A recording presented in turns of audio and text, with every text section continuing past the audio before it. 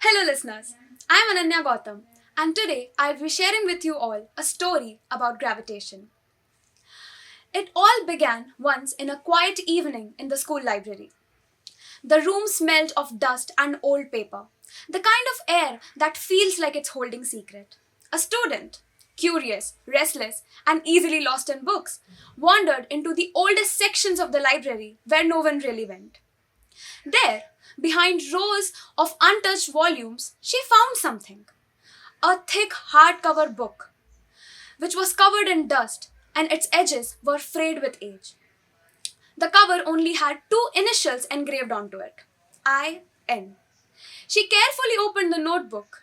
Inside, the pages were filled with strange sketches of planets, orbits, and falling apples. Lines of equations, diagrams, scribbles, and thoughts, all written in hurried ink. At first, she thought it was all nonsense, but as she read it further, she realized these were not just anything. These were notes about gravitation, the same concept that she had learned in her physics class. Except these were not perfect. There were mistakes, numbers that did not add up, angles that were slightly off. Without thinking, she picked up her pencil and corrected them, neatly in a margin.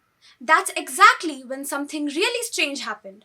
Far away, in a candlelit room, in the year 1665, a young Isaac Newton sat at his desk, staring at his notebook. He frowned. Who corrected this? He whispered, confused.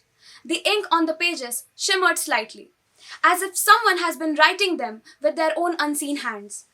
He blinked, and without even realizing, he began writing back. Who are you? He wrote. In the library, the student froze.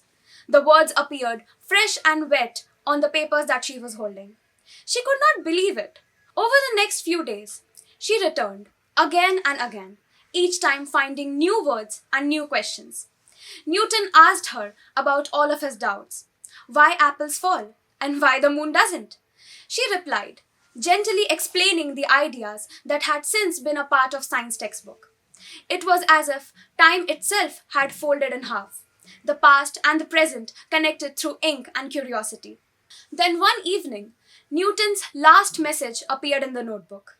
So, this is gravity then, the force that binds all the things?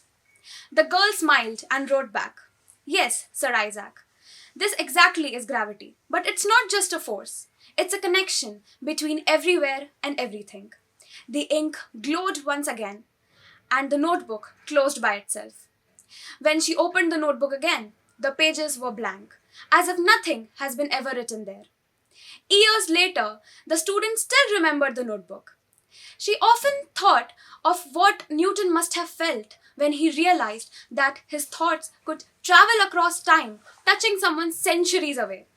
And maybe that's exactly is the true story of gravitation. It's not just about planets, orbits, or falling apples.